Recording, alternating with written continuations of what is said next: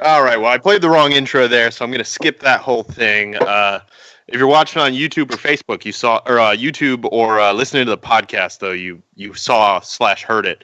But anyway, welcome to another episode of Sharing Our Pairings. I'm your host, Trip, here with my co-host, Dennis. We're going to be smoking some cigars, drinking some beers. Man, I'm thrown off my game by putting the wrong intro in.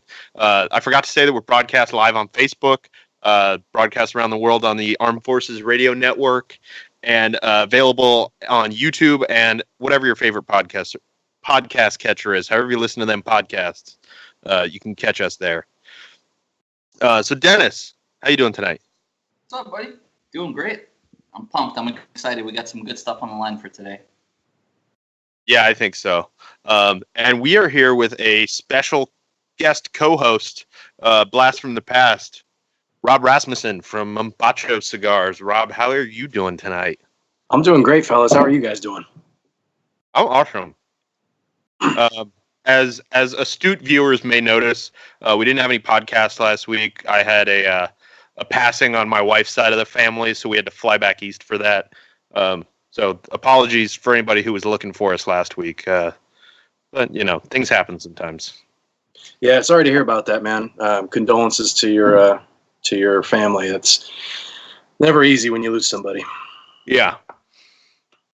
So we're here to talk about, I mean, first of all, let's talk about the cigar, because this is what, I mean, when I first heard of Mombacho, I didn't really know what to think of them, because they were just unheard of in the U.S. at that point. And I've really come to love their cigars, or your cigars, I guess. But we're smoking the Tierra Volcan. Let me switch the camera here.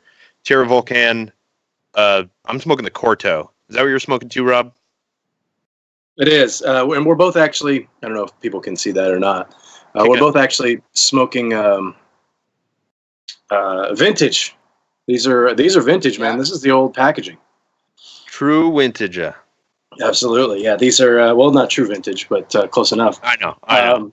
Yeah. So this is our old packaging. Things have changed in the last year or so, but the blend is still the same. Dennis, what you're smoking the Classico, yeah? So I have the Fino. Oh, the Fino, nice. And that's the new package. Yeah. It's the updated branding. Yes. So if you see the old brown and yellow on the shelf, you're getting something that's got a little age on it. If you're seeing that brown and gold, you're getting that new stuff. Yeah, even the brown and gold. I mean, I think the newest one I've seen was I still haven't seen one from 2017 pop up. Everything I see is 2016. So for the most part, everything you're getting has about a year of age on it. All of our cigars sit in our aging room for 6 months before they're shipped out anyway. So even if you get a cigar that showed up the day before at your local B&M, it's not going to be any younger. Is that the right term? Yeah. Than fresher. I don't know what the term is, but then 6 months. I mean, it's already got 6 months of age on it at the very least. Even if you buy them at the factory, straight from the factory, as soon as they come out of the aging room, as soon as they're boxed, they've got 6 months on them, which is always nice. And when you come to the factory, and you should come to the factory, Trip, you've been there. Dennis, you have not. A couple of times. No, not yet. Are you coming in January for Puro Sabor? I feel like I should. I think you should too. Talking about it, and I definitely want to come out. Yeah, there's Puro Sabor is the last weekend, which is the Nicaraguan Cigar Festival, is the last weekend in January. I think it's the 20-something. I don't want to. I believe it's the 22nd this year, like the 22nd through the 27th. Something like that. And the Mombacho 12th anniversary party, which everyone is invited to, is the Saturday, February 3rd. So it's just make it into like a week and a half trip. Beautiful. Mm-hmm. Absolutely beautiful. It's a great time of year to be down there too, man. Especially coming from New York. You're going to get down there, Dennis, and it's like 80. It's like 85 degrees. It's beautiful. The best time of year to be there. You know what? It really is. I like the heat is actually in Nicaragua. I hate the heat in general, but Nicaragua is great. It's always good to be there. Everything is good in Nicaragua except the water. What? Everything else is used to it. Everything but the water and Well, actually, I was gonna say like the shower situation, but pretty much everything related to water there is not ideal. Yeah, maybe the plumbing situation is depending on where you are. Yeah, I mean, I've seen both sides of that, where it's it's a little sketchy, and also where it's like, wow, this is a pretty sweet place. I mean, some of the places down there, man, especially in Granada. I mean, and Esteli is a different beast than Granada. I mean, they're both great towns, but Granada's a bit more of a tourist type destination. And some of the places that you can rent out, man, they don't look like much from the outside. As soon as you walk in, it's like 14-foot ceilings, and there's a pool in the living room, and it's beautiful stuff, man. And they're like $100 a night, so it's crazy. Yeah, that's fantastic. Yeah, I've been to a couple of places like that, and it's kind of incredible. But we're not here to talk about the tourism industry in Granada. We're here to talk about beer. Yeah, baby. Well, and cigars. So I'm going to introduce my first beer. I feel like we're going to go into After Dark here because we have 9 beverages to get through. I wasn't thinking ahead when we planned this out, but I'm okay with that. So my first beer is from Freem Family Brewers, and this is their Pilsner. They don't give like those, those kind of like lofty descriptions. They don't typically do that. But this Freem was founded in 2012 in Hood River, Oregon. They were founded by a guy named Josh Freem, and he had previously worked at Full Sail, Chuckanut, and Utah Brewers Cooperative, and decided he wanted to make his own beer. So he just decided to go out and do it. And the result is a really interesting brewery that focuses on kind of Belgian, and they say they focus on Belgian Pacific Northwest styles, but they really kind of focus on anything they think they can make good, because they've got like the craziest range of beers. Everything from a Scotch barrel aged sour to like, your typical barrel aged imperial stouts, IPAs of every variety. They're kind of all over the map, but I've never had a beer from them that I would call bad. So this is their Pilsner. They say it's just as refreshing and flavorful as its European cousin, with aromas of fresh flowers and honey. They've managed to fit the Pacific Northwest in each bottle. That got a little flowery, a little more flowery than they usually are. And this clocks in at 4.9% ABV, which all of my beers kind of fall in that range. What are you drinking first, Dennis? So my first beer is kind of an homage to you, and I know you're a huge fan of this guy. I love it. I'm obsessed with this beer. It's Westbrook Key Lime Goza, which is by far, and I've had so many key lime beers, and this one by far is it's incredible. I think it's the best one on the market, and hands down, hard to get for. I guess for you guys, it's pretty hard on the West Coast to get it. It sells out pretty quick. Right? Impossible. Wow. It doesn't even make it out to where I am at all. They have no distribution in Oregon. I'm not sure about California, but I wouldn't think that they're very readily available. Oh man! All right, so I'm gonna send some packages out then. And as we've talked about before, they're kind of the gold standard for Goza. Yeah, absolutely. Super clean, really fresh. Got that really nice balance of that salt, a little bit of coriander. And so these guys are actually based out of South Carolina. For those of you listening that don't know, they're based out of Mount Pleasant, South Carolina. And they're actually pretty well known, not just for this Goza, but they're also well known for you may have heard of the Mexican cake, their Imperial Stout, which is fantastic. That one I've heard of, but I've never, again, like Tripp said, that does not make it out to California. I've always wanted to try that one. Pretty spicy, I have to say. I've never found that one. It's so they use habanero peppers for that one actually, and it comes out watch out. Really well balanced. Yeah, it's hot, but it's really well balanced. I haven't gotten into the spice, the chili beer yet, like the spicy beers. That's not. I don't know. Maybe I just haven't had a good one, but yeah, it's easy to overdo. Although I know you've had a couple, like Shokaveza and well, yeah, but that's Prairie Bomb. Yeah, that's a bit more muted, at least to me it is. I don't get a ton of that spice. It's more of like a peppery flavor as opposed to a spice that I get out of those.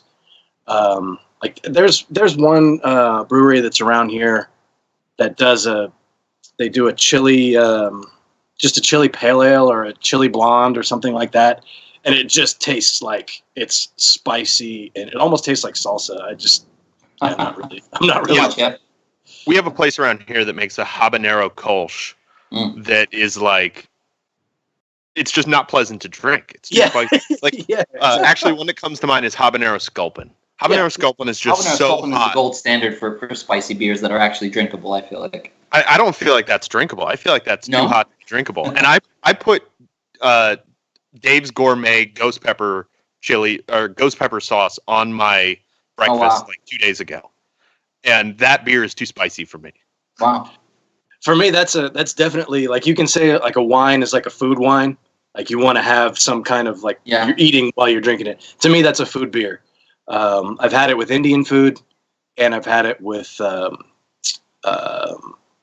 like just tacos, Mexican food, enchiladas, stuff like that. It's really good with Mexican food, I've found. Actually, that sounds like the right way to drink it. Yeah, for me. I'm trying a new brewery here, and I pulled up their website. They're called Eagle Rock Brewery, and they are in Los Angeles, California, which for those of you who are not familiar with California is about 6 hours away from where I live in Northern California.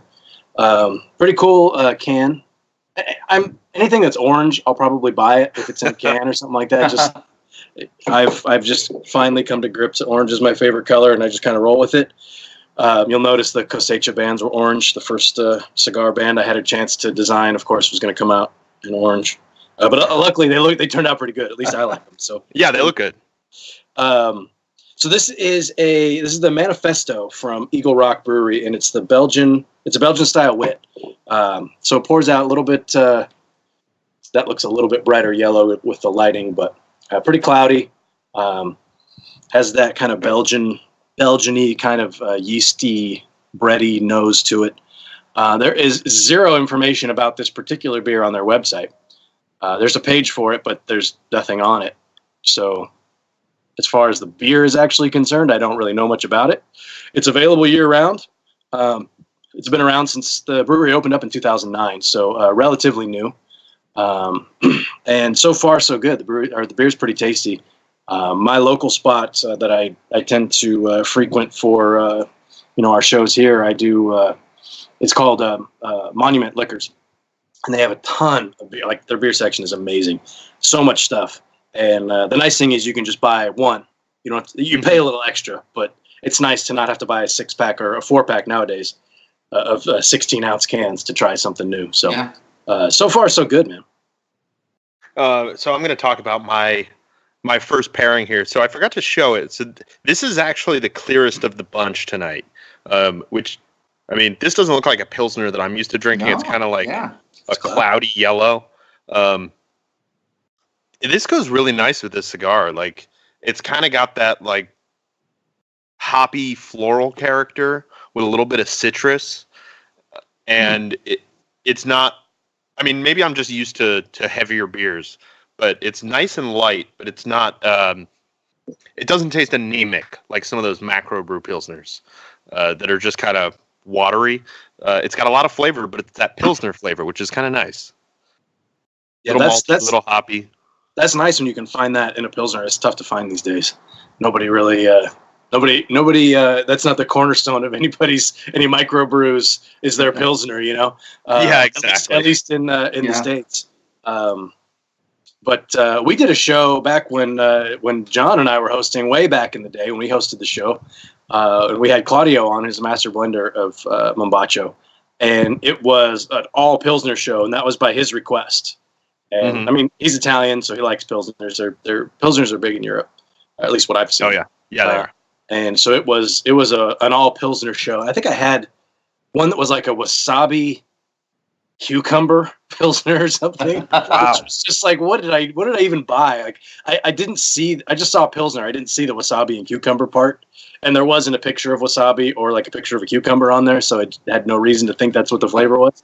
And it actually turned out being pretty good. But yeah, Pilsner with this particular blend for the Tierra Volcan is it's a nice pairing. It's just kind of a palate cleanser. It's refreshing. It doesn't do too much to the flavor.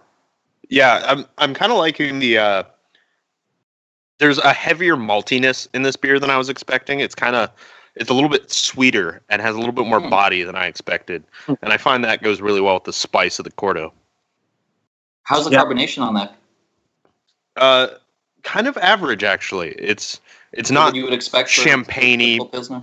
Yeah, exactly. It's not quite champagne-y, but it's I guess it's a little. I don't know the word I'm looking for. It's a little more carbonated than like a typical Pilsner. Yeah, I've noticed that the Pilsners based out of the U.S. they kind of have a little bit more of the flower note. They have more of that carbonation compared to the European Pilsners, the classic Pilsners. What we think of classic Pilsners as.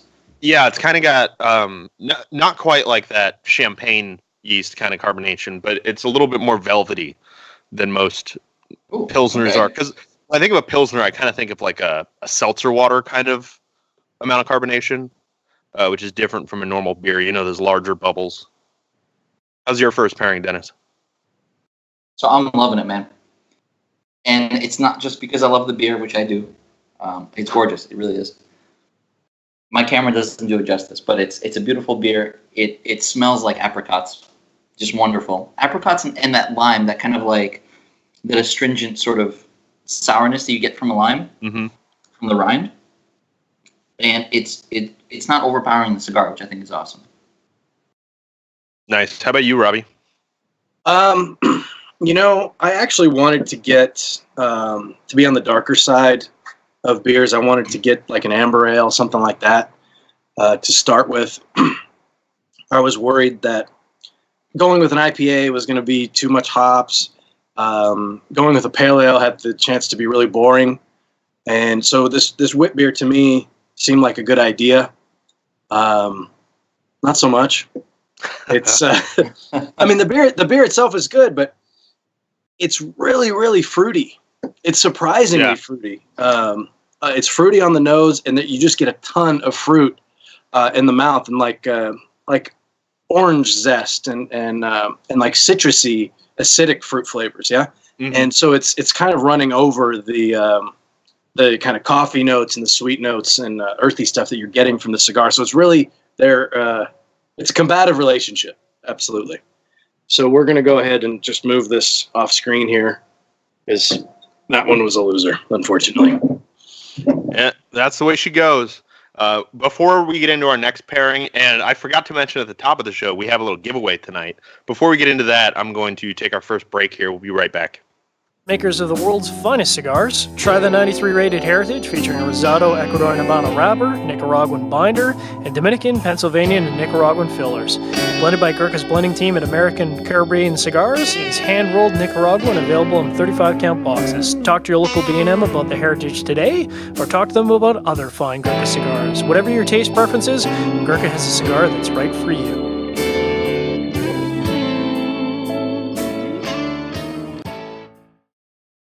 Big. And we're back.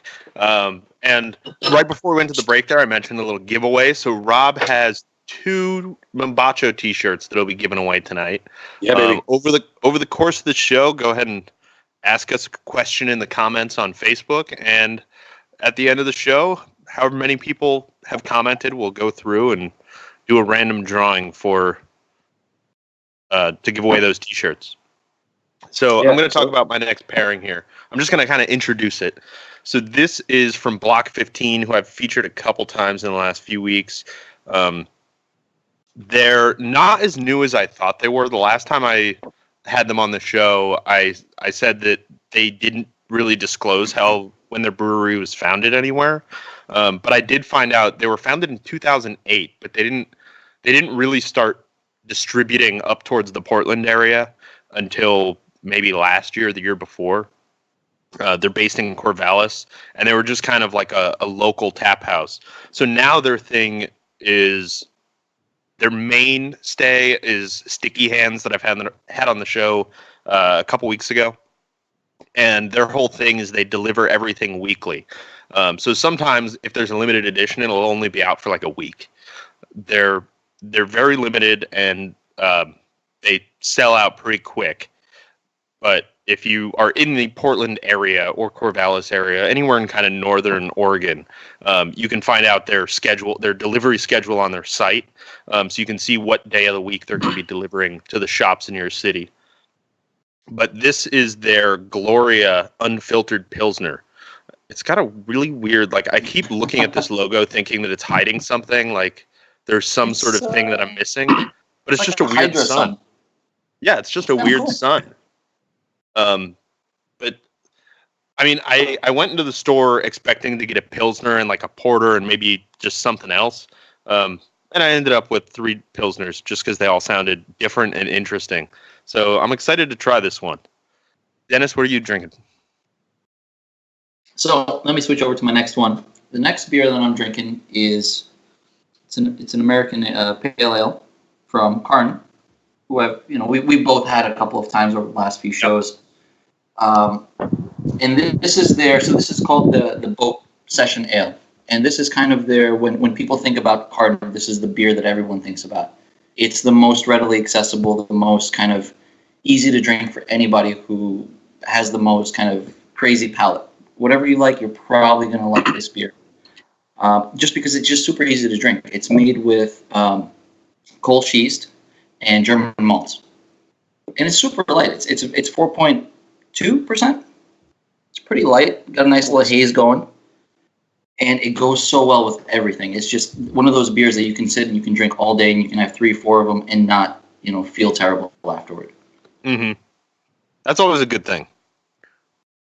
So it's a session. I'm pumped. Yeah, definitely session. Although what was the ABV on it? I'm sorry. It's 4.2. I've noticed that number on session ales keeps going up and up and up. Oh yeah. It wasn't always that way, huh? It's I had a friend of ours is from Chico, and she gave us like a 12-pack of Sierra Nevada fresh hop versions of a few of their different beers. And there was a fresh hop session IPA in there. And it's like 5.2%. I'm like, wait a second. That's not a session beer. Sierra Nevada in their, do you remember the Brew Camp? Beer Camp, I think it was, series that they Beer did. Camp was so great. They had those like 12 packs that had, I think they had 12 different beers in at least the first year. I think the second year was 6 different beers. But one of them was an Imperial Session IPA, which is just a regular IPA. I remember that. I think I did that one on the show once because it was just, the name was so oxymoronic. It reminds me of that Caldwell did a cigar a couple years ago that was like the double wide short Churchill or something. Yeah, I remember that actually. Yeah. That sounds about right. That's funny. But yeah, the Beer Camp 12-pack this year was 12 different beers, and there were a few cans in there. One of them was a East Coast or East meets West IPA. Like they did an East Coast IPA with like West Coast hops or something. I don't know, but it was with Trillium, and it was fantastic. Oh man, I didn't know they did Beer Camp this year. I must have just missed the boat on that entirely. Yeah, I haven't seen it anywhere. I bought the whole 12-pack just for that one beer. It's and I wish absolutely. If they would have sold 12 packs of that beer, I would have bought several of them. It was fantastic. So jumping into my next beer here. Let me set this up so I can see what I'm doing. This is another local brewery that I just recently found because, again, they just started distribution in my area. They're local, but I don't know if they were weren't distributing before or not. But this is Morgan Territory Brewing. They started in Antioch, California, which is about 15 minutes away from me. And they had kind of like a brewery pub restaurant type situation. So they could only had so much space to brew beer. And then they ended up buying a space in Tracy, California, which is about 45 minutes away, give or take, to the east. And now they're doing a lot more than they were before. They have a lot more space to work with. This is their the Highland Marauder, and the bottle is pretty cool. I liked the artwork on it. Oh, that's sweet. Yeah, that's the artwork caught my attention, and it's a Scotch ale, which Scotch ale was something that I was looking to find to try and pair with this because I just feel like something on the bit more on the malty side might pair pretty nicely. This one's a bit aggressive, though. Comes in at 8% ABV, so it's a little bit on the high side. Let me see what they have to say on their website here. That's like a session beer for me. Yeah. those session numbers just keep going up. Okay, so here it's 22 IBUs. They have 7.8 ABV on the website. It's gone up a little bit since then. It's a Scotch ale by style, big flavors, 6 different malts, a lot of boiling. And they use a little bit of peated barley in there. Ooh. Oh, yeah. Or peated malt. Cool. So I'm curious to see how that's gonna go with the flavors in the Tierra Volcan. It's won some awards. 2000 California State Fair, got the first place blue ribbon. And their website is morganterritorybrewing.com. Been around since 2014, so pretty new brewery on the scene. But I've had a few different things from them. Everything's been pretty good, so I'm curious to see how this is going to go. Before I talk about my second pairing, I want to talk about some of the comments that we have here. So we do have a question from Jason Savka, and I feel like I could actually answer this question for you, but I'm not going to. Depending on what the question is, I might ask you to. He says you've been in the industry for ages, and why Mombacho? What made you choose to actually enter the industry with Mombacho rather than A, stay as a blogger, or B, choose a different company? And he says you can't say this because they make good cigars. Well, that's part of it. No, it's a good question. Who asked the question again? Jason Savka. He's up in Canada. In Canada. Okay, Jason, thanks for the question. I feel like I know Jason. The name sounds really familiar. Anyway, why did I choose? First of all, it's been in the industry for ages. Thanks for that. Why did I pick Mombacho? It was one of those kind of perfect storm type situations. I wasn't really looking to get into the industry with everything coming down with the FDA and things like that. And this was a year ago, so there was even less. Well, there might have been more clarity a year ago than there is now. I would say there was more uncertainty a year ago. Yeah, I don't know. A year ago, the sky was falling. Yeah, that's true. It was scary. Absolutely. Yeah. And it still is. And who knows what's going to happen. I'm actually hopeful. More hopeful now than I have been. More hopeful now even than when I started. But for me, it just seemed like an option or an opportunity to get into an industry that I'm passionate about, and with a company that I'd gotten to know a little bit. And I mean, Tripp, you know what I'm talking about with getting to know some of these guys. And Dennis, you've just started doing this side of the industry. You've been around on SigFed for a while, but getting to know some of these guys and doing business with them in a sense, you kind of see, you get a peek behind the curtain a little bit and see some of these people that you have an opportunity to work with. And Claudio is he's one of the best guys in the industry, just a genuine good person. And to be able to work with him was kind of a no-brainer.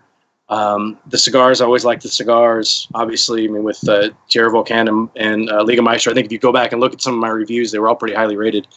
But to me, it was just an opportunity to get into something that I'm passionate about with a group of guys that I like their direction and a company that I could grow with. You know, I mean, Mombacho's been around for 12 years, but in the United States, we're still really new. So that was all very attractive to me. And that's kind of a long-winded answer, but yeah. I was going to go with the short answer of the people.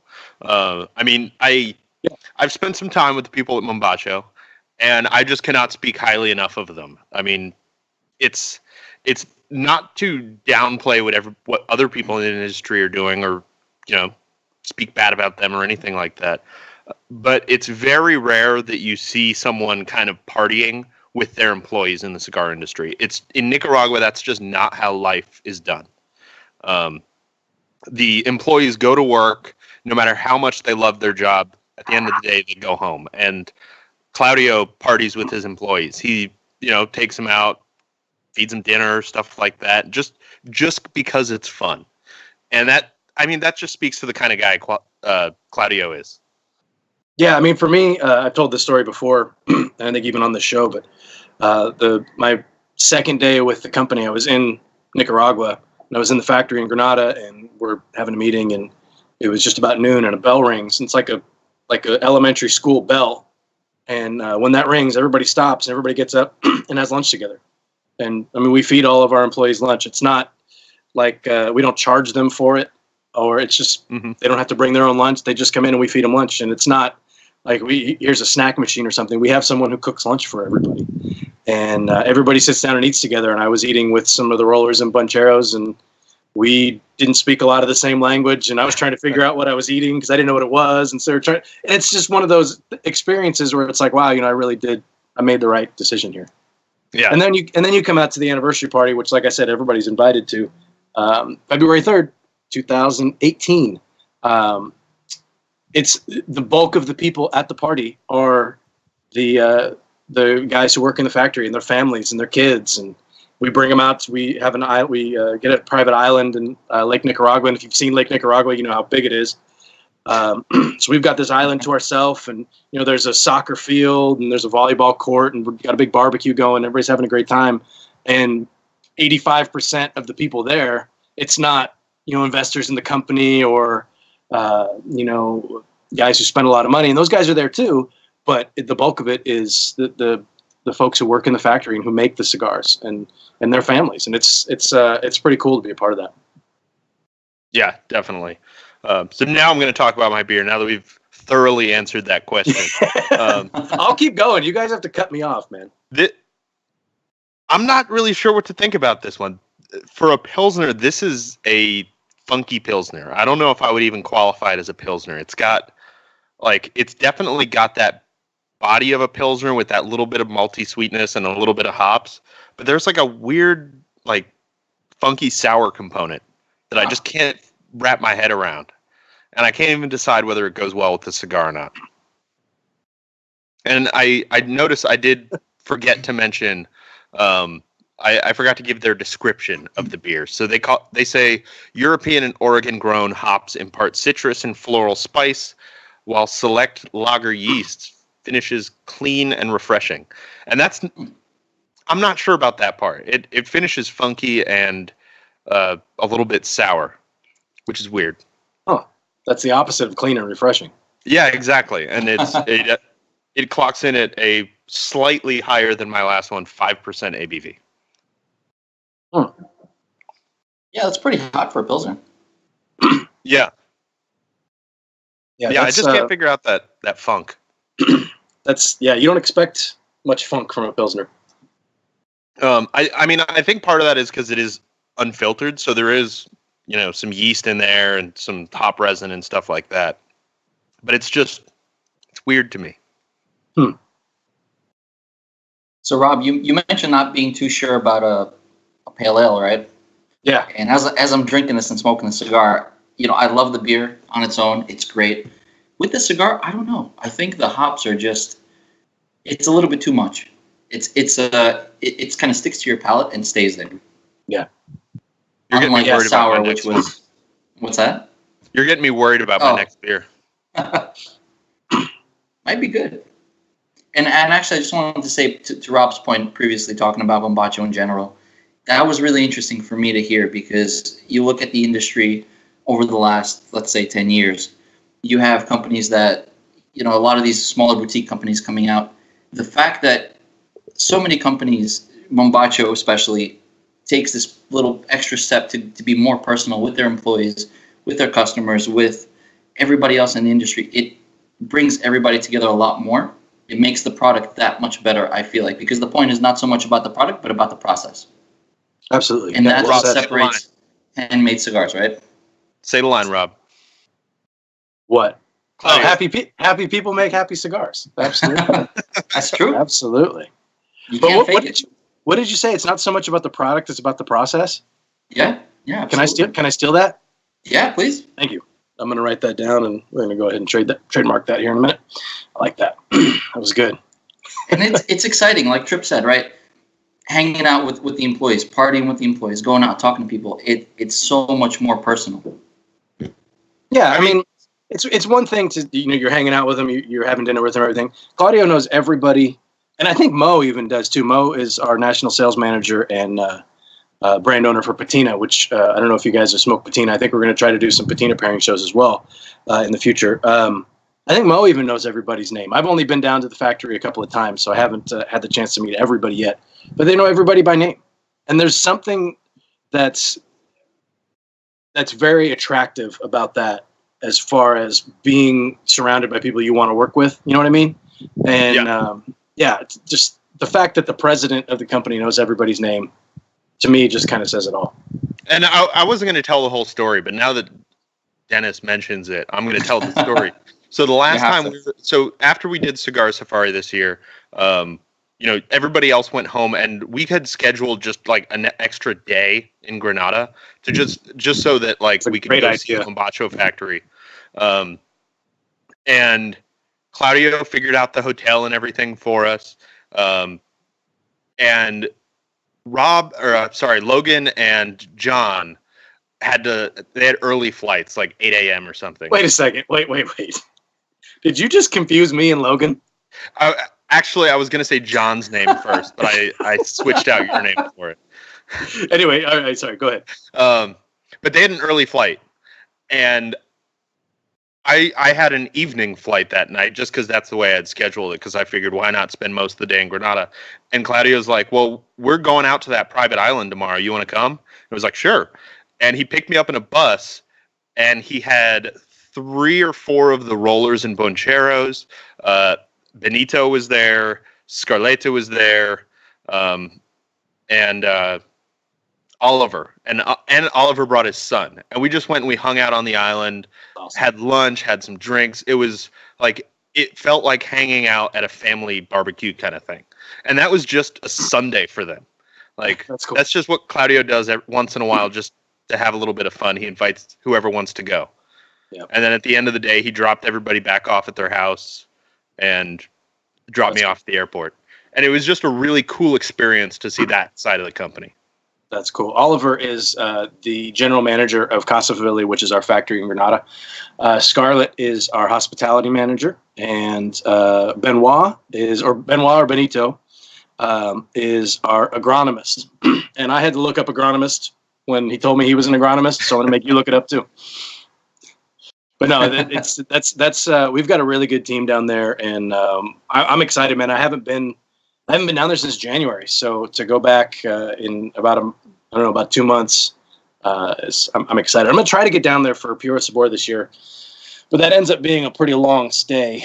Down there, so we'll see how it works. But I want to jump in on this pairing because we got a little off track there.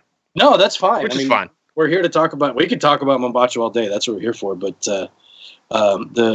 I found the perfect freaking pairing here.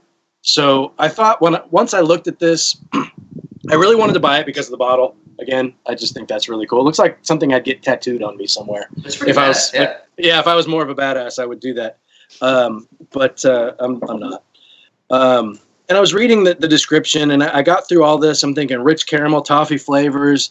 And a lot of malty notes. I'm thinking, okay, good. And then I get to this, peated malt. Okay, well, maybe that's not going to be that good of a pairing.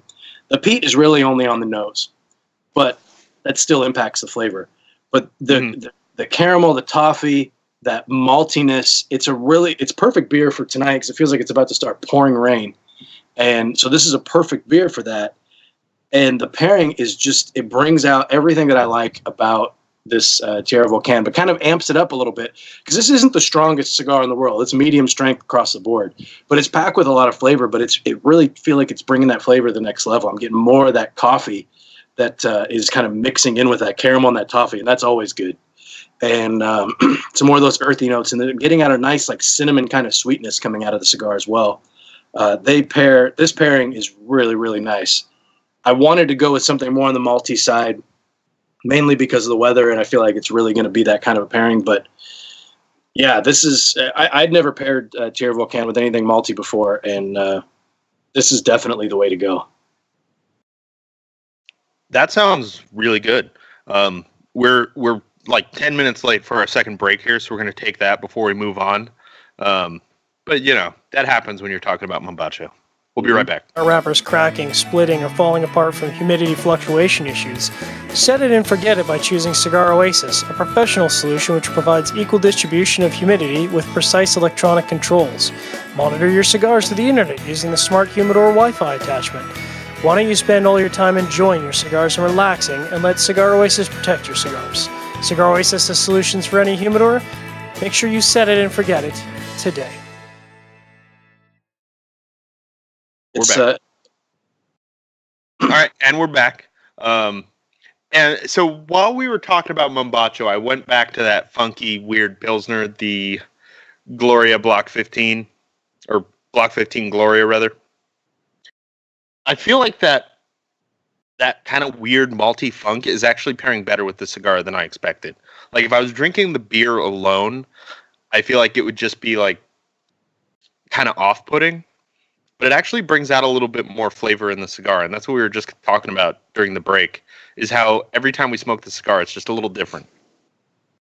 There's a lot of complexity. The core experience that I get every time I smoke Tierra Volcan is kind of the same. I mean, it's a medium strength cigar. I know I get a lot of coffee out of this cigar. Some people don't. I get a little bit of chocolate. I get a little bit of kind of an earthy spice. Nothing over the top, more like a baking spice. Not too specific, but just a little bit of heat to it. And, more earthy notes. But just a ton of flavor, not a lot of strength. But every time I feel like, and it depends on how old the cigar is. Like, Trip, when we get down, or you just took your band off. It was perfect timing. What's the date on your band? I'm curious. I was going to say, are we going to play that game? So mine is March of 2015. So that's Nice. like that's Okay. 2.5 years. Focus. Yeah, that's 2.5 years old. And I don't know, let me see what mine is. But when these old Cortos, man, there's something magic about these cigars. I don't know what like 2.5 years does to these. Oh wow, that one it's June 2014. Wow. Wow. That thing is old school. Wow, that's a keeper. June 2014. So I know mine is newer, but I'm gonna have to look now. yeah, absolutely. So this is over 3 years old. Crap. Wow. So I guess you can say 2015. August 2015, yeah. Yeah, so we didn't release those bands until I mean, that was like it was late last year. 2016, right? Yeah, late 2016 when we did that. It was right around when I started. And so yeah, they were banded a year before then. That's funny. But yeah, you get the same thing with any cigar. As they age, you get different flavors. But the one thing I like about these, how we date the back of these bands, is you can really get an idea of the exact same blend, what it does over time. So like I can go in the house right now and grab one that I know is at least a year younger than this and smoke it right after and kind of compare. And I just think that's a pretty cool feature to be able to do that. But seriously, man, just about anything you see with these old bands on it, it's going to be classic. money. Yeah, that's or those red Liga Maestro bands. Yeah, those are nice. Those don't even exist. Apparently. That's a fairy tale. No, they do.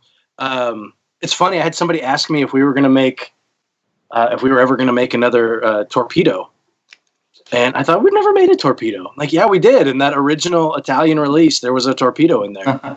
So I keep bugging Claudio, or I don't know. It was a torpedo, right? Yeah. Yeah, there was definitely a torpedo in there. So I keep bugging Claudio to do that. So maybe we can revive the torpedo. We'll start a hashtag and a movement to revive the torpedo. But yeah, those, if you can find them.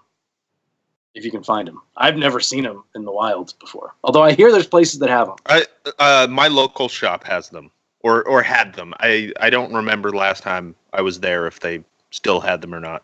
Yeah, I know they did.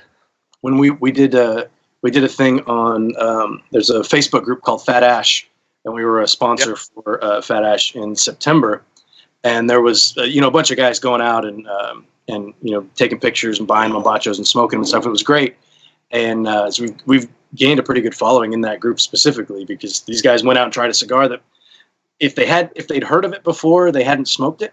So to see a bunch of people experience this cigar for the first time was a lot of fun. And one guy found, I got a Liga Maestro, and it had a red band on it. And I kind of freaked out a little bit. I'm like, dude, where did you buy that? Like, where did you even find it? And he's like, oh, it's this place in Chicago. And then I guess people are going up there and like trying to get what's left of these red bands. Because if there are 50 boxes of those floating around the entire country, I'd be surprised. Wow. I'd be surprised. These are going to be around for a while because, I mean, we just changed the bands about a year ago. So you're going to keep seeing these. From a branding standpoint, that makes my job a little bit tougher. But at the same time, I think over the last year, the brand has gained enough traction where people recognize the difference as opposed to being confused by it. So now they've become kind of a sought-after cigar, which is great. So I'm gonna bring up my last beer here. So I don't want to move on from my pairing, dude. This is too good. I know, but you can go back to it. I promise. Nice label. So this is from Level Beer. So their whole theme. I'm really surprised because I haven't been to their tap house, but they don't. I would think their tap house was like an arcade. And it doesn't sound that way from the website, but all of their bottles and cans that I've seen are kind of video game themed. So this is their Let's Play dry hopped Pilsner. And if you look right there, this is the fresh hop edition. So this is, I mean, I just had to buy this, first of all, because it's a Pac-Man label. I mean, you can't. I would have bought it. A beer with a Pac-Man label. Yeah, same. But then it's a fresh hopped lager, which is just a concept that you don't come across every day. So that's true. So you keep talking about new breweries. These guys were founded last year. Wow. They're based in Northeast Portland. Nice. Their Awesome. focus is on lighter alcohol styles, pilsners and saisons and stuff like that. But they do also have some hoppier and barrel aged and sour kind of stuff. And they're only a 20 barrel production facility, which is pretty small, relatively speaking to other microbreweries. And again, this is their Let's Play dry hopped Pilsner, and it is just like the last one, 5% ABV. I'm looking forward to trying this one. It's got a really nice, like, foamy head on it. Ooh, that looks good. Oh, there we go. Look at that focus. And I'm assuming unfiltered because it's pretty cloudy. I mean, this is the yellowest, cloudiest one I've had yet. So I'm going to take a couple sips while you talk about yours, guys. Yeah, so my last pairing is one of Rob's favorite beers. Yeah, baby. I was so close to picking this beer today. I love it. So close. Death by Coconut, Oscar Blues, man. It's an Irish porter, comes in at 6.5%. And Oscar Blues now, I guess originally they're from Longmont, Colorado. Yeah. But they have a location now in North Carolina. They have a location in Austin, Texas as well. And this beer is super dark, super malty. Let me try to. You guys can see it. Just beautiful. It looks gorgeous. And it's a little bit different. So this is an Irish porter. For those of you that don't know, many of you guys are probably used to seeing London porters, right? The difference between the two is kind of subtle, and you have to taste a couple to really pick it up. But essentially, an Irish porter doesn't have brown malts. Really? I didn't know that. So a London porter, on the other hand, does have brown malts. The Irish porters focus mainly on the darker stuff. So they get that almost like a burnt malt quality to them. Mm-hmm. Yeah. That's what separates them from the typical, what most people are used to seeing in the London porters, which are mostly brown malt, actually. So it's the other side of the porter spectrum. But this beer is fantastic. It's one of my favorite. And I love just that speaking beer. about Oscar Blues, I think it was a couple of years ago, I was at an event and I met some of the reps. And I don't know if it's true or not, but one of these reps told me basically, at the brewery, the guys that come in, they come into work, they do whatever they have to do. But everybody after work hangs out outside, works on their motorcycles. Like, that's a big thing. Motorcycle culture for Oscar Blues is huge. And I haven't confirmed it, but supposedly, that's what it is. And I thought that was awesome. They make great beer. They play with bikes all day. That sounds pretty good. Let's make beer and then Let's ride bikes. And I have to bring up every time Oscar Blues comes up, they basically single-handedly revived cans in craft beer. Yes, right? absolutely. I mean, they were crazy people in the late 90s or so when they were putting craft beer in cans, and now everybody cans their beer. That's funny. And also they created the Crowler, which, I mean... Yes. Is it really? Oh, yeah. God bless them for that. Because seriously. growlers, frankly, kind of suck. Because, from at least my experience, you never know. I mean, a growler can last you a week, or it can last a day. You just never know. But a crowler, a week later, and it's gross. Yeah, a crowler, you've got at least a 3-week window, and if you can't finish a crowler within 3 weeks, then why'd you buy it?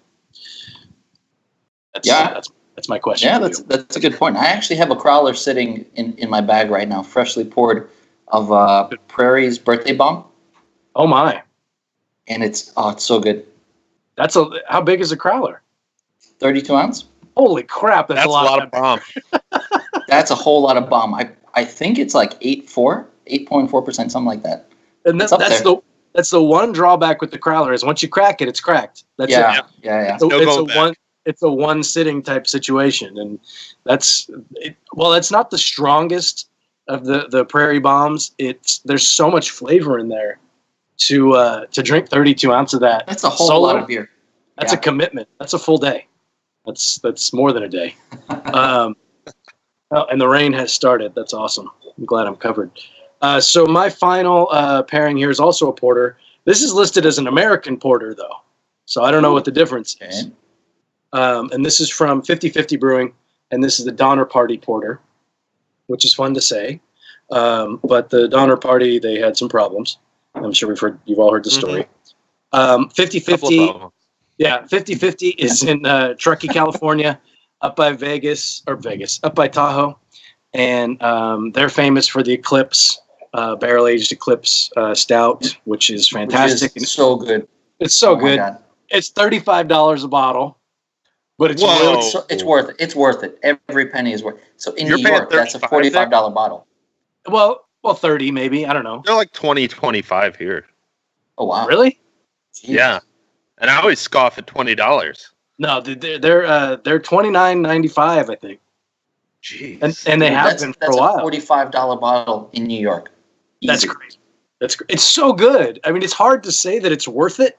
And we're running out of time, so I'll move forward. But we could talk about that later. So the Donner Party Porter, I have no idea when 50/50 started. Their website is kind of tough to navigate. This is 6.7% ABV. The first time this was posted on Beer Advocate was 2007, so I'm going to guess that's how long this beer's been around. Their description here, it's a complex porter, hints of oak cakes. I don't know what oak cakes are. They sound crunchy. Cakes, eh? Yeah. Molasses, smooth and rich dark chocolate, mocha, and espresso. It's a porter. It's kind of, it's almost a little bit viscous. It's definitely thick. The flavor profile is a little bit heavy on the coffee, so it kind of mutes the coffee in the cigar. But the earthy notes and that molasses really do go pretty nicely together. I think if I would have had this before I had the Scotch Ale, I would have liked it more. It's a pretty good pairing, but that Scotch Ale for me was the pairing of the night. It's tough to beat that with toffee and toffee and caramel, and then you get the maltiness on top of that. A little bit of peat, not a lot, and mix that with the flavor profile of this Tierra Volcan. That's tough to beat, man. Before I finish talking about my level beer, the last segment is brought to you by none other than Drew Estate. They good. We went back to that read, Rob. Nice. So the level beer Let's Play, this is a fantastic interpretation of a Pilsner. Unfortunately, just like you were saying, hops does not go well with this cigar. There are cigars that go well with hops. This just is not one of them. It's a fantastic beer. It just clashes so much with the cigar. That's tough. The way you describe that beer, though, makes me want to try it. It's really good. A fantastic interpretation of a Pilsner like that. I'm sold. I mean, it's not like a Pilsner. It's kind of like it reminds me a little bit of like a session IPL, an India Pale Lager, because it's a little bit hoppier, but it's still got that kind of like crisp Pilsner finish, just with some extra hops. It's the Pilsner I really plus. like it. It just doesn't go well with the cigar, which makes me sad. Yeah, that's too bad. I almost picked up it was a coffee vanilla lager that I saw today. Interesting. From Okay. Sudwerk, and they have a brewery up in Sacramento, and they only do lagers. So that was the first time I had an IPL, was one of theirs. Mm. And they had, sorry, that was gross. And they had, I saw that today, and I thought, man, I was this close to buying it because it just sounded really interesting. A coffee vanilla lager. I would try that. Yeah, I know exactly where it is. It's in the far right case, like halfway through. So maybe next time I go, I'll pick it up. So You're definitely going to buy it. Yeah, probably. Yeah, it's probably going to happen. I can't go into that place and leave without spending. My wife's not going to watch this, so like $75, $80. I can't. It's hard to not spend that much money. When you go to a good beer shop, it's easy to spend way too much money. Especially if you're buying one-offs, because they jack the price up a little bit, and I don't blame them. And you're buying one-offs, and you're buying bombers. It's like next thing you know, like, it's like, I gotta crap. try this. I gotta try that one. I gotta try this. I'll never see that one again. Yeah. Man, you guys have some great prices by you. My prices, like if $80 at a beer store for me is like maybe a 6-pack, like 4 or 5 beers, depending on what it is. So you're saying I need to step up my game? That's fine. I'm going to tell Dana that Dennis said that I need to step up my beer game. You should. And Dana likes you a lot, so it's. I think I can get that to fly. Dana's my wife. We all hung out in New York. God, that was 2 years ago. Oh wow, has it been that long? Yeah, that was 2 years ago. That was a lot of fun though. Wow. Yeah, it was great to see you guys. Sure. So Dennis, how's your last pairing? Yeah, we have one more pairing to go.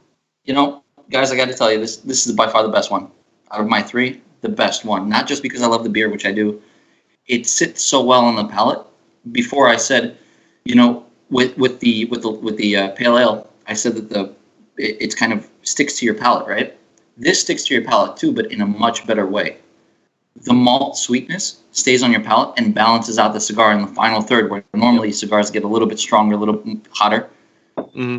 I'm getting so much spice out of the cigar on this, and it's a good spice. It's a new dimension for flavor on the cigar, which is awesome. And we talked about that before, right? It's a medium body cigar, but it's so complex. And you're smoking the Fino. You're smoking the Fino, which is it's what 6? Is it the 6x44 or 6.5 by 40? It's one of those. It's one of those two. 44. I think it's a 6.5. 6x44. Yeah. So it's like a Lonsdale, and exactly. that to me is the spiciest expression of this particular cigar. Now, spicy, relatively speaking, it's not like a Lajero bomb where you're getting a ton of that spice. It's not that. It's just the spiciest version of this particular cigar. So it sounds like you picked the right Vitola for that particular beer. I was so close to picking it. When I went into my local spot, they had cases of it. And I thought, man, how many of these cases should I buy? Yeah, I saw that picture on Facebook. Yeah.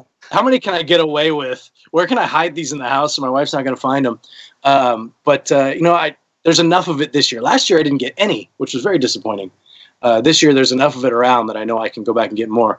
And I do feel like this year's interpretation of the Death by Coconut is a little bit smokier than it has been in the past. Yeah, it is. At least the ones that I've as well. Yeah, it's definitely not as sweet.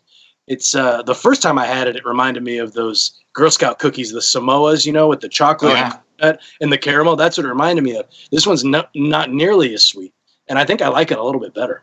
I got to try this year's version then, because I've always thought it was a little sweet, but not like overpoweringly, not in a bad way necessarily. Yeah, but I feel like a little less sweetness would be good. Yeah, I think this one's a bit more complex. So good pairings, yeah. Yeah, I mean, 50-50, we were all over the board.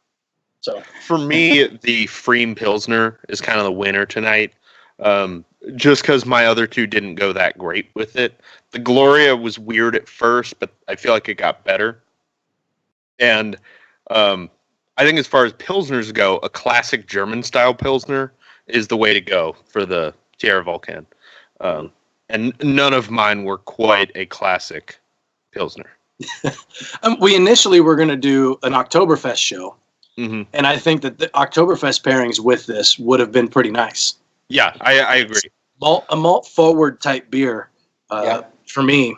Now that I've experienced it, this is definitely the way to go as far as pairing with this one, in my opinion. So for me, I've said it already, but I'll say it again just because I want to show you guys the label one more time because I really think it's cool. The Highland Marauder from Montgomery. I always want to say Montgomery. Morgan Territory Brewing. Scotch Ale. That's definitely the winner for me. Absolutely. Harley Holmes wants to know if you're going to get that as a tramp stamp. Negative. I would totally do it. No, if there were ever going to be tattoos, they would probably be Giants World Series Championship logos because I'm that guy. But I'm just not that guy. So that kind of made sense, right? Yeah, it made enough sense. Enough sense, exactly. And we're reaching the end of our cigars here, and we've reached the end of our show. So we're gonna wrap it up. Are we doing After Dark or no? I mean, we could do an After Dark. You want to? Yeah, let's do it. All right, we'll do an After Dark because we have to give away the prizes. We haven't done that yet. That's true. For those listening on the Armed Forces Radio Network, thank you very much for joining us. We appreciate your listening. We hope you got some rack time to sit back, relax. Probably not pair a beer with this cigar, but maybe smoke whatever you have on hand. Just take a little relaxing time. We appreciate you guys out there doing something we're not built to do. Absolutely. And that's Rob's line. Hell yeah, man. Yeah, for sure. Anyway, we appreciate it. So tune in next week. We'll be back with another guest. We won't be back with a guest on sharing our pairings. I was getting in cigar chat mode up here. All right. And now we're in the After Dark. Oh, that was a quick transition. Yeah. I'm a good editor. He's on point. Nice. You didn't need the 5, 4, the countdown in the back? No, I'm good. God bless him, man. I got a question for you. Aaron. So curious though, the Pilsner, the funky one, did you notice the difference because it was starting to get warmer, and you noticed that it was getting a little bit better as it warmed up? Because that happens to me a lot. With a lot of my beers, I enjoy them more as they warm up. No, I think the funk just actually went a little better with the tobacco. I just took another sip while you were asking that. The funk is definitely more pronounced now than it was before. I'm getting less of the hops and more of that like malty funk. And I'm just not sure what to make of it. I like a good funk, man.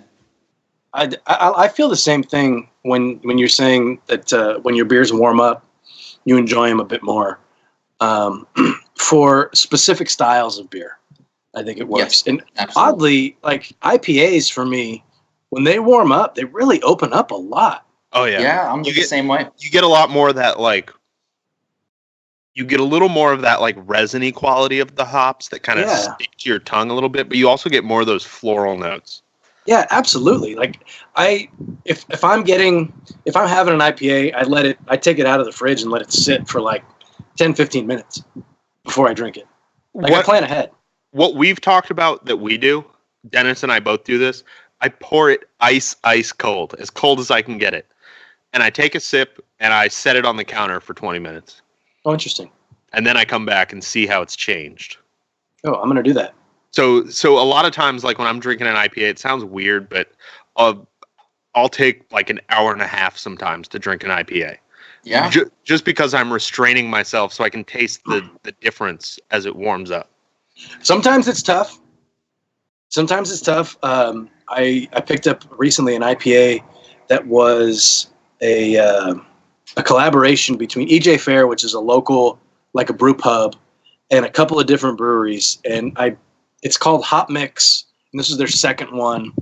And it's kind of a East Coast style in the sense that it's a bit hazy, so it's got some wheat in there, so a bit smoother mouthfeel. But it's not super fruity. It's kind of like a West Coast style East Coast IPA. Yeah. That makes sense. Like that kind of makes sense, yeah. And like I can't not drink that. It's so easy to drink. It's so good. And I went through a couple of 4-packs. And these are I mean, the 4-packs of the 16-ounce cans, and I went through a couple, and I was like, oh, I'm going to pick up a couple more today, and it's all gone. So yeah, it's like, I hate when that happens. Oh, I'm that bummed. happened to me. I don't even remember what beer it was, but there was some beer that I saw at the store and was like, I'm going to try one of these. And I bought one and went back and they were all gone. And now it's like, if I see something that sounds like it's going to be that good, I'm just going to buy a bunch of them. Yeah, you got to get it. You're like the guy back in the day, went into the cigar shop and didn't really know what he was doing, but just, you saw like a dirty rat. And you thought, oh, that's a cool name. I'll buy one of these. You smoke it like, oh, this is awesome. And you go back and like, yeah, dude, those were gone. Like the day we got them. Yeah, dude, You had no idea how lucky you were. You had no concept of it. Now you can find them everywhere, but back in the day you couldn't. Kids these days, they have no idea. They don't understand how hard it was to find that stuff. 5 years ago, it was tough. Kids, it was. It was tough to find like a League of 9 when they first came out. Like they hit the shelves and they were just gone. Do you remember the T50 drought of 2013? Oh yeah, they were impossible to get. that was kind of funny actually. That reminded me of what's the movie where Tim Roth is undercover? Why can't I think of it? Reservoir Dogs. Yeah, his anecdote. Yeah, it's over and over again. Like the Great Pot drought of 1986 or whatever else he was talking about. That's funny. Anyway, my mind goes all over the place. But I'm telling you, man, if you guys get a chance, I'm going to show you this one more time. If you guys get a chance to check this out, Highland Marauder. It's a cool name. This is a really good beer, man. I'm going to have to say. I'm actually looking for that one. Yeah, I don't know if I have no idea how far they distribute.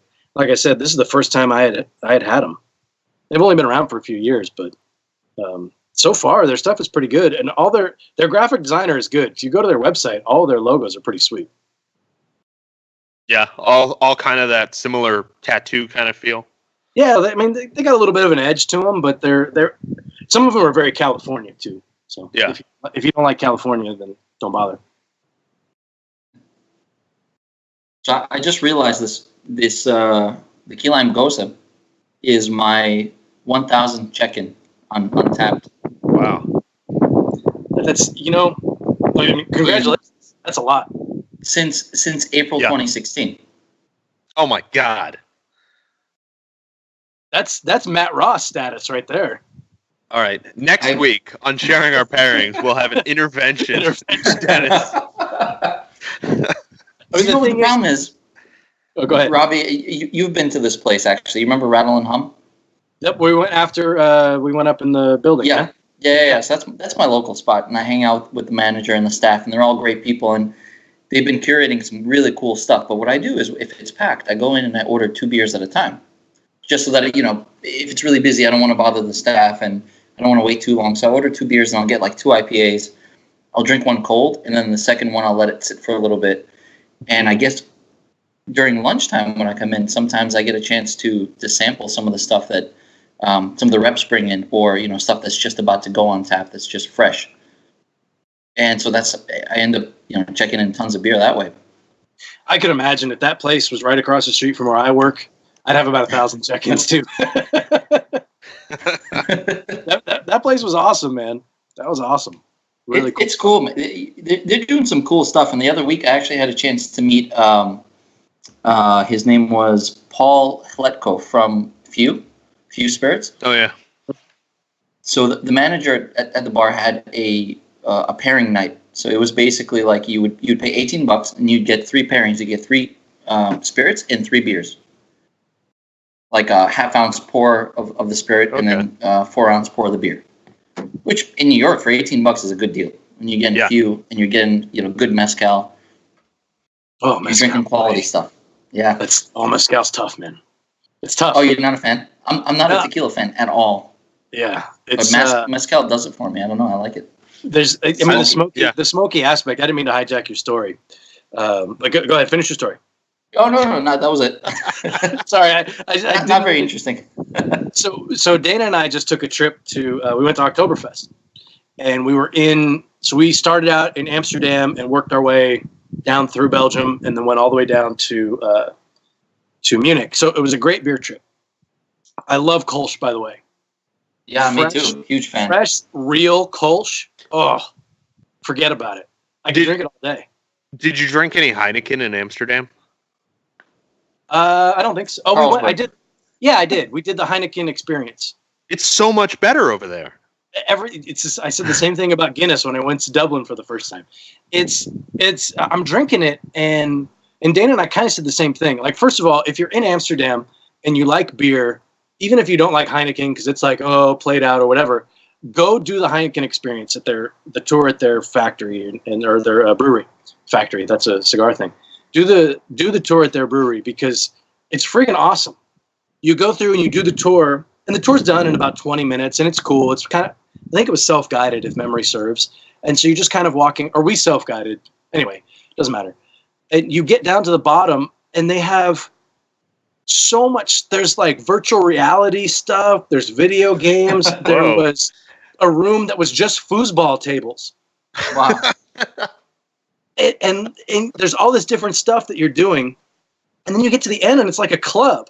And Dana and I felt super old. Like, I'm 40. I'm not old, but like I haven't been to the club scene in a while.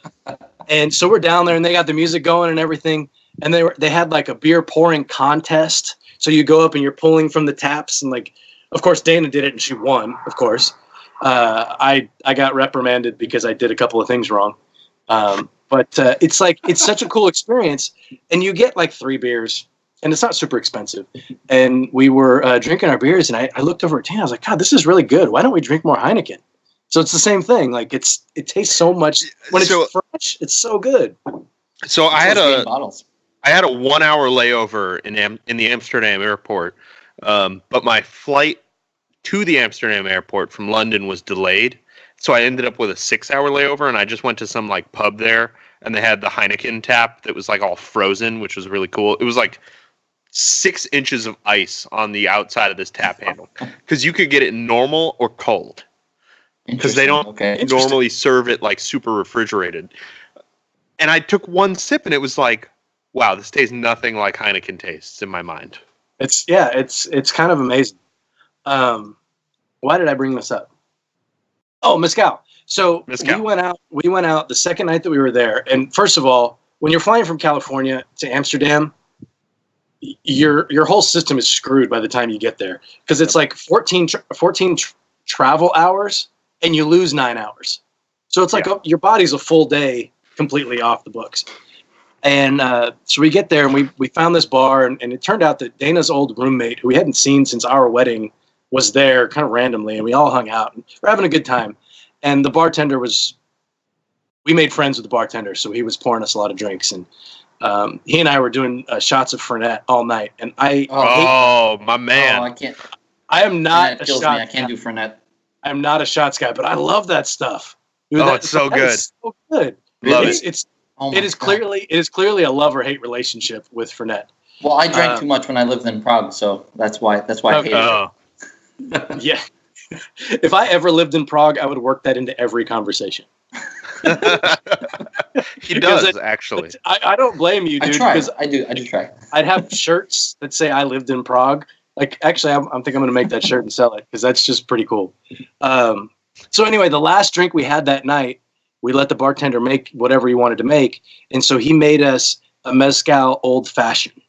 Mm-hmm. Oh. And it was a bad idea. It was bad. It was a bad idea. The rest of the night was fine. We ended with that, and we made it through, and I got home okay. And that was the only night that we really had any trouble other than Oktoberfest. Well, Dana and I did Oktoberfest. It was on a Monday. We get there, and I'm in my lederhosen. She's got her drindle going, and you got to dress up. I don't know. Have either of you guys been? No, I've always wanted to. Never been. Well, Dennis lived in Prague. I mean, if you live in Prague, it's not an unfair question. Fair point. I never made it, sadly. It's beer Disneyland, almost as a literal description. It's beer Disneyland. It's a total fair outside, and you can only drink beer in the tents. And we got there at 10:30, which is when they open, and we didn't have reservations because there was only 2 of us, and so we were worried about getting seats. So we get there early, and they only serve you liters of beer. And so we're drinking pretty much. Wow. We're drinking pretty much all day. And then at 5:30, Claudio and Costa, who is the owner of Smoke Maniunk in Philly, show up and like come to hang out and drink with us, and so they're just getting started, and Dana and I are like 7 liters in. So it had the potential to get really, really bad. We left kind of early, which was good because I've seen the pictures from after we left, and they were on roller coasters and stuff. Oh god. Roller coasters just seem like such a bad idea at a beer-centric event. 9 liters of beer in you. Yeah. But if you like beer and you like to travel, you have to go to Oktoberfest. You got to do it. It's completely worth it. I don't know if I'd go back there just for Oktoberfest, but I'd love to go back to Munich actually when it's not Oktoberfest and experience it with maybe a few tourists. But Germany's a pretty awesome country. It is very cool. I actually ended up, when I was living in Prague, I did travel to Hanover, and I spent the week in Hanover. And just getting there was an experience. We took a night train out of Prague, and we had a connection in some tiny little town at 2:00 in the morning. Nice. In the middle of winter, which was terrifying. Because, people in Germany in general, in smaller towns, they go to bed at 8, 9 o'clock. Doors are locked, lights are off, nobody's around, nobody's on the streets. But it was cool. Hanover was really cool. That's more northern Germany, right? Yeah. Yep. We kind of did the west coast of Germany, and their west side of Germany. It's not a coast, west side of Germany, and then down into Bavaria. I did get to drive on the Autobahn. Oh, did you go 200 miles an hour? I got up to about 155 miles per hour. So it's like 230, 240. What were you driving? An Audi. Okay. We rented an A5. No, it was just an A4 wagon. So I was going to say, Volkswagen doesn't go that fast, huh? They had an A4. It's an A4 wagon, but over there they do like the BMW 3 Series. They make wagons out of everything over there, which I don't really see those over here. People love wagons over there. I was going $150, and it was like smooth, man. No rattle, no nothing.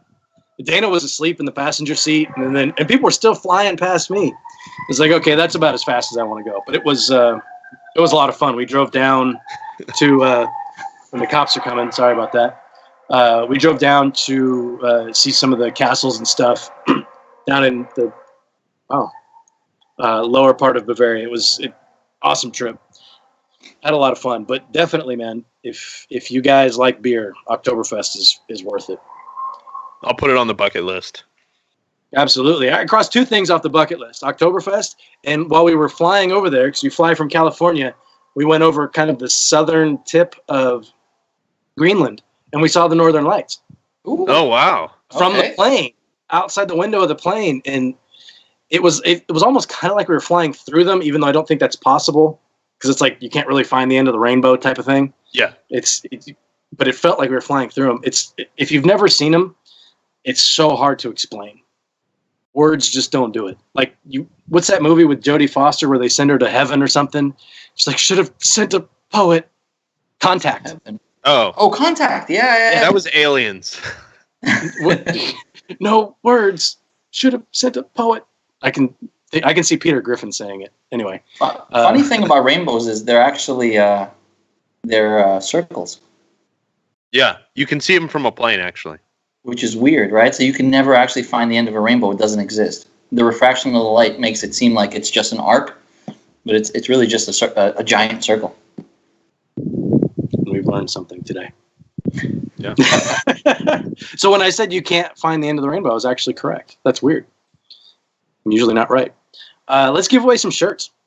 All right. You guys picked. I already picked. Jason Savka and Harley Holmes. Awesome.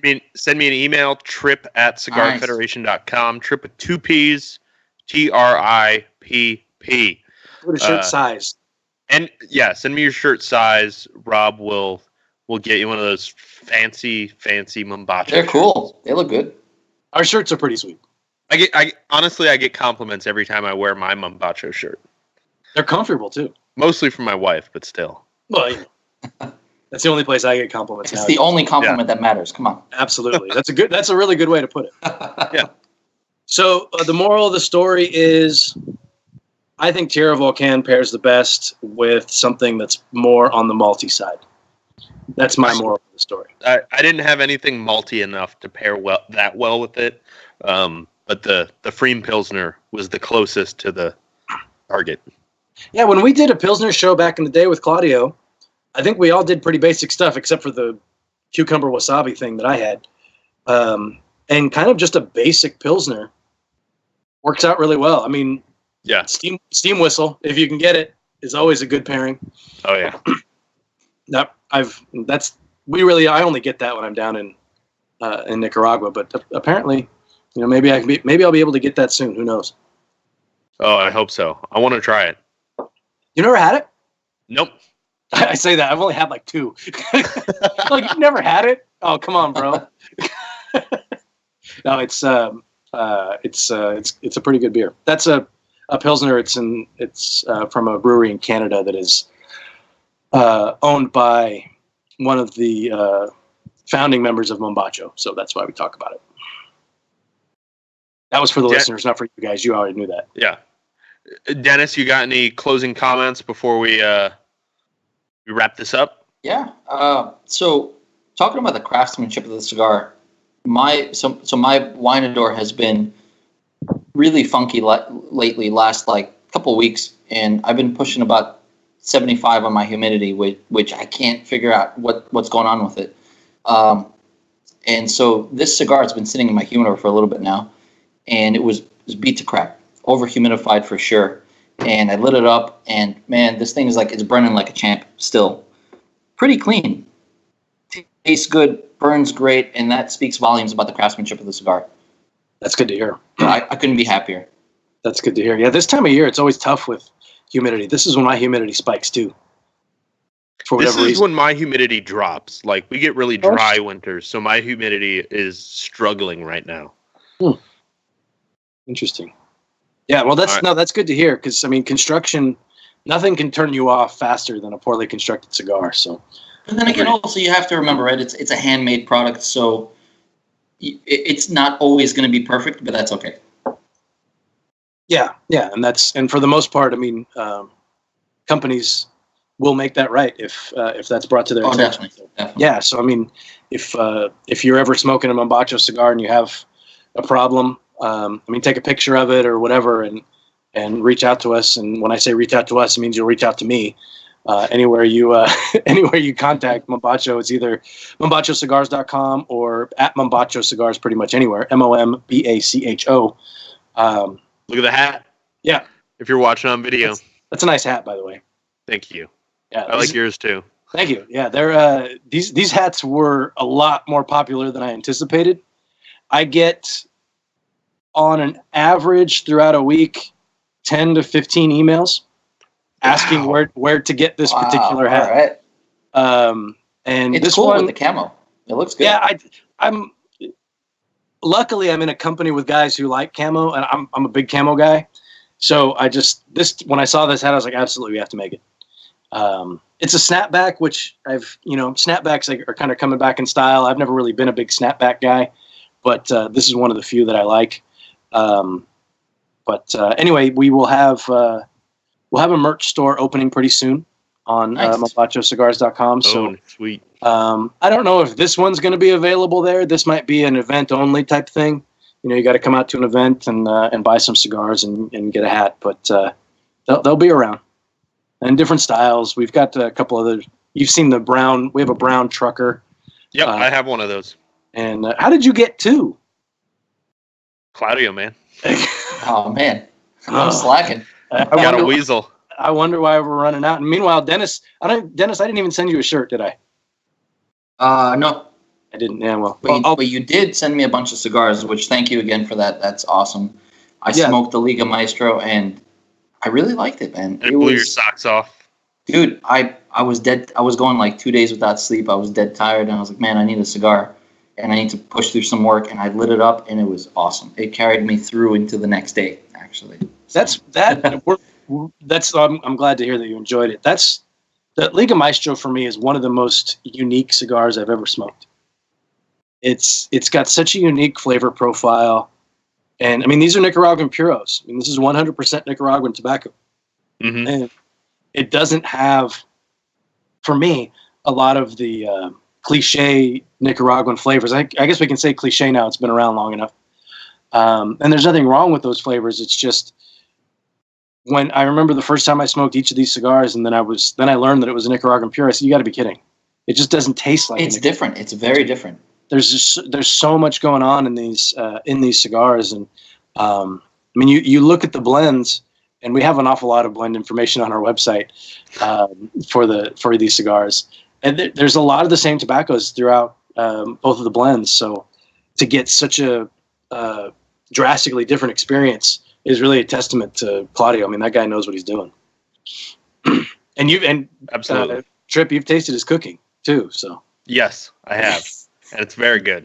Well, he can cook, man. All right, I've kept you guys here long enough. Let's wrap it up. Yeah, we'll wrap it up now. Everybody who's watching, listening, thank you. We appreciate your viewership, your listenership. Tell a friend about it. That's basically our entire marketing campaign is you telling one other person about it. That's the only way we get new listeners. But again, thank you for listening. We appreciate it. Thanks for wasting an hour and a half of your time listening to us talk about stuff like rolled up leaves and old fermented water. Yeah.